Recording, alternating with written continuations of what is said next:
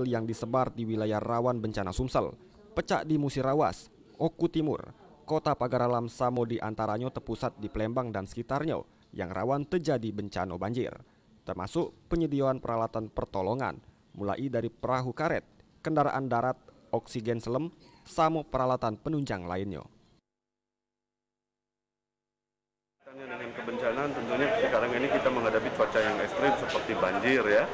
Banjir, kemudian tanah longsor. Nah ini yang perlu diantisipasi oleh Basarnas sehingga bisa memberikan kecepatan dalam memberikan bantuan pertolongan jiwa manusia. Tentunya informasi yang diharapkan oleh Basarnas adalah informasi yang cepat, tepat, dan akurat sehingga Basarnas bisa cepat, tepat juga untuk mendeploy alurnya dan mendeploy personelnya. Mungkin Pak, berapa banyak Pak petugas dari kita sendiri Pak yang disiagakan Pak? Untuk saat ini, untuk menangani situasi cuaca ekstrim ini ada 95 personil dari Basarnas yang sudah kita siapkan di beberapa tempat seperti di Musirawas ya, sudah kita tempatkan lengkap dengan peralatannya di Oku Timur serta di Kota Pagaralam. Selain memastikan kesiapsiagaan personel dan peralatan, Basarnas juga nyiap niaga ke posko pengaduan bencana yang terkoneksi dengan pemangku kepentingan kebencanaan, mulai dari pihak BPBD, Tagana, ataupun TNI dan Polri. Masyarakat diminta pacak ningkat ke kewaspadaan jero beraktivitas di situasi cuaca ekstrim ini hari. Salah sikoknya dengan tidak beraktivitas di tepi sungai, kalau tidak perlu nian. Ingat intensitas hujan sampai beberapa waktu ke depan diperkirakan meningkat dengan potensi bencananya besar. Okta Alfarisi, PAL TV. Nah, untuk informasi lebih lanjutnya lagi nih Cek Midun, kita sudah terhubung dengan Bapak Heri Marantika selaku Kepala Basarnas Kota Palembang. Halo, selamat pagi Pak. Selamat pagi Mbak Mirna, selamat pagi Bang Mindun. Iya baik Pak, apa kabarnya Pak pagi hari ini Pak? Alhamdulillah, puji syukur Tuhan, sehat walafiat. Semoga pemirsa PAL TV dan Abang serta Mbak di PAL TV sehat-sehat juga ya. Amin, Amin, amin. amin. Alhamdulillah Pak. Ini Pak, kita bincang-bincang dulu Pak pagi hari ini dengan pemirsa PAL TV yang ada di rumah. Ini mungkin Cak Mano Pak terkait dengan kesiapan atau persiapan yang dilakukan oleh Basarnas untuk menghadapi bencana alam yang khususnya di Kota Palembang atau Sumatera Selatan ini Pak. Tentunya Basarnas hadir di Provinsi Sumatera Selatan ini dihadirkan pemerintah untuk memperkuat pemerintah daerah dalam hal ini penanggulangan bencana ya. Nah, Basarnas berperan terhadap penanggulangan bencana ini pada tanggap darurat di mana tugas Basarnas itu adalah mencari, menolong, menyelamatkan serta mengevakuasi jiwa manusia yang terancam. Nah, kaitannya dengan kondisi cuaca yang ekstrim saat ini, di mana intensitas hujan ini sering terjadi dengan intensitas sedang dan lebat, maka Basarnas menyiapkan diri sebagai bentuk kesiapsiagaan kita untuk memperkuat daerah menanggulangi bencana. Saya contohkan dengan banjir ya. Basarnas Sumatera Selatan ini sudah menyiapkan 14 rubber boatnya ataupun perahu karet yang sering kita kenal dengan 95 personil yang sudah kita sebar di beberapa wilayah yang ada di Sumatera Selatan. Kami contohkan ada di Musirawas, kemudian ada di Oku Timur, serta yang terakhir ada di Kota Pagaralam. Dan pusatnya memang di Kota Palembang seputaran demikian. Baik, ini Pak Heri yang menarik juga ada kesiapan lain selain banjir. Karena kita tahu mungkin rawan terjadinya bencana ini di Kota Palembang khususnya apa baik biasanya Pak Heri?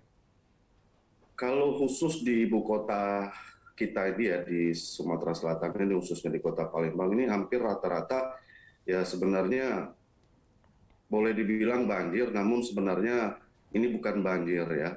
Tapi untuk wilayah Sumatera Selatan ini ada kemungkinan kebencanaan lainnya akibat daripada banjir tersebut seperti tanah longsor. Nah ini juga harus diwaspadai. Ini harus diwaspadai tanah longsor. Identik Sumatera Selatan hanya dua ini. Jadi kalau khusus untuk Kota Palembang sendiri itu memang Sungai Musi itu pasang, ditambah curah hujan yang tinggi, biasanya air itu naiknya ke darat ya. Nah ini sudah kita antisipasi bersama teman-teman pemerintah daerah, baik instansi seperti BPBD, Dinas Sosial ya, Kemudian kemarin juga ada Balai Besar Wilayah Sungai Sumatera Selatan, kita sudah bersinergi dengan pihak-pihak TNI Polri juga sudah bersinergi. Oke, Namun baik, untuk Pak. wilayah secara umum Sumatera Selatan ini dikhawatirkan adanya longsoran. Karena di mana kita tahu bahwa daerah seperti Pagaralam, Oku Selatan, nah ini kan masih banyak perbukitan-perbukitan yang memang rawan longsor. Demikian. Oke, baik, Pak. Mungkin dari Basarnas Dewek sudah memetak ke Pak daerah-daerah mana baik yang rawan terjadinya bencana alam, Pak? Sampai dengan sejauh ini informasi yang sudah kita terima dan kita cross-check ke lapangan, kita sudah dapatkan beberapa titik wilayah yang harus menjadi fokus. Bukan hanya Basarnas yang harus fokus, tetapi semua stakeholder, baik itu pemerintah provinsinya maupun pemerintah daerah. Seperti di Oku Selatan itu kan rawan longsor, banjir. Kemudian Pagaralam juga demikian, Morainim juga. Nah, ini sudah beberapa, ini sudah kita petakan ini. Baik, untuk tadi Pak Heri bilang sudah menyiapkan 95 anggota dari Basarnas Dewek. Pak, ini untuk persiapan atau pelatihan-pelatihan yang dilakukan ini dalam bentuk apa, Pak? Boleh dijelaskan? Kalau untuk personel Basarnas tentunya sudah memang dilatih untuk itu, namun untuk masyarakat ya kami sangat welcome. Jadi ada komunitas, ada unsur-unsur masyarakat yang kelompok ya, yang berkunjung ke kantor SAR ataupun Basarnas Sumsel ini, ya kami akan berikan bentuk-bentuk pelatihan ya, seperti ada pelatihan pertolongan di perairan, ini namanya water rescue. Ada juga bentuk pelatihan pertolongan di ketinggian, ini high angle rescue. Jadi Basarnas sendiri dengan potensinya itu sudah memberikan bentuk pelatihan-pelatihan. Tinggal lagi ya harapan kami masyarakat yang sudah dilatih tadi yang dapat memberikan respon cepat untuk memberikan bantuan di mana potensi SAR itu berada. Ingat bahwa Basarnas ini unsur personel organiknya yang sudah kita siapkan 95. Namun ada unsur satu lagi yang menjadi kekuatan terbesar kita, yaitu potensi SAR.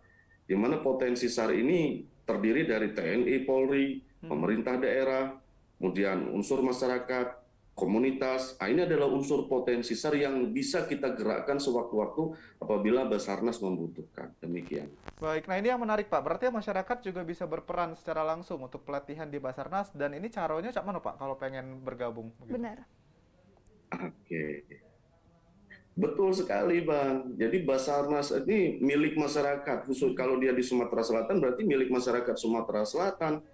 Nah, terkadang kita sangat membutuhkan informasi yang cepat dan akurat. Nah, ini yang kita harapkan dari masyarakat sekarang ini ya. Kita sangat membutuhkan informasi yang cepat dan akurat. Jadi jangan sampai cepat tapi informasinya nggak valid gitu kan. Nah, masyarakat berhak karena di dalam undang-undang juga diatur bahwa tugas kemanusiaan itu adalah tanggung jawab segenap rakyat Indonesia. Nah, inilah yang melahirkan Basarnas itu awalnya itu.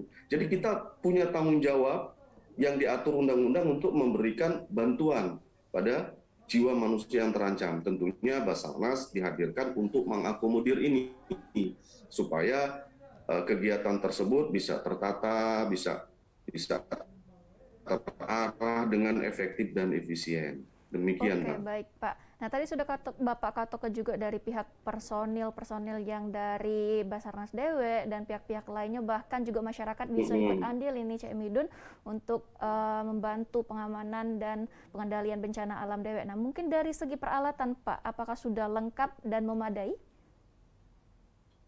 Untuk kita sendiri kami anggap ini sudah cukup ya, karena kita ada beberapa rubber boat yang sudah kita siapkan. Bahkan apabila memang membutuhkan evakuasi yang memang kita harus keluar dari Sungai Musi ya, kita ada satu kapal yang sudah dengan ukuran 40 meter yang sudah kita siapkan.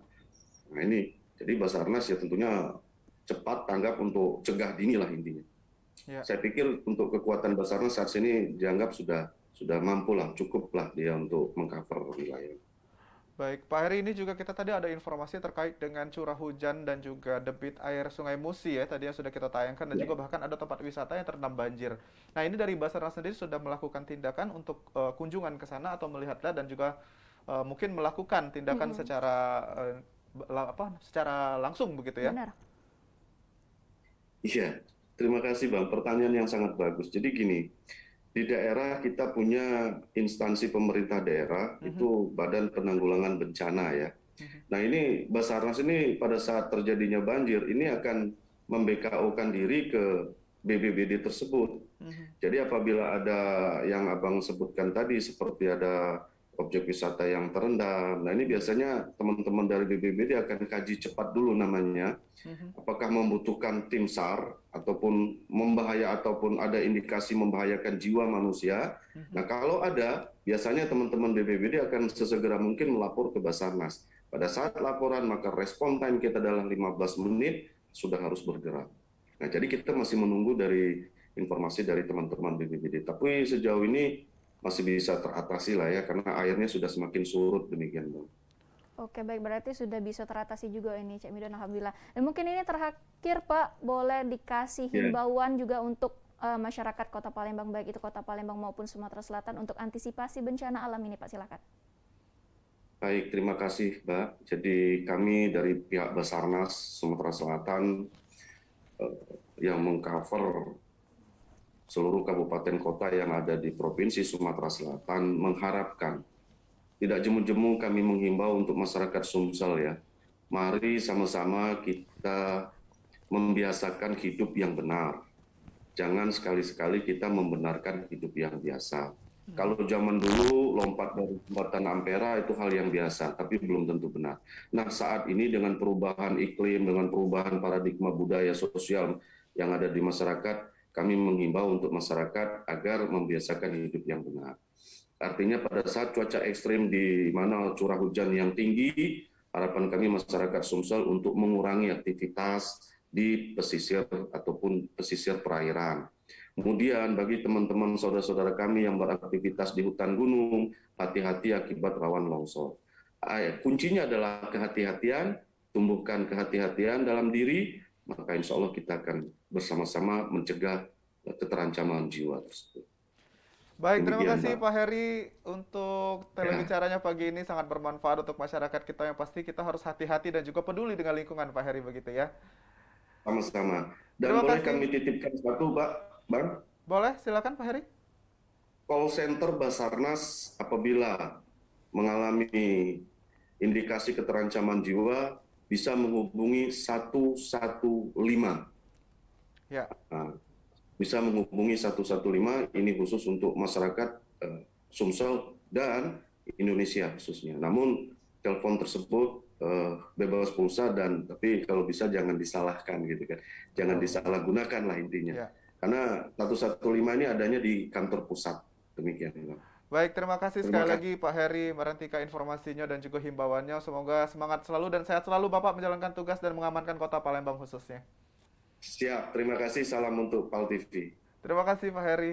Nah itu dia tadi bincang kita Cek Mirna dengan Pak Heri Marantika ya, terkait dengan bencana yang memang antisipasi oleh Basarnas dan sudah menyiapkan 95 personil khususnya di Kota Palembang. Benar juga, tadi sudah disebutkan juga call centernya 115, ya. Jadi itu digunakan sebaik mungkin. Dan juga tadi sudah disebutkan kalau masyarakat juga bisa ikut andil Cek Mirna, dari segi pencegahan bahkan penanggulangan bencana alam. Nah selanjutnya ini ada informasi terkait dengan jalan lingkar provinsi rusak parah. Nah Pak Cak Manonan, ini informasinya kita jenguk sama-sama.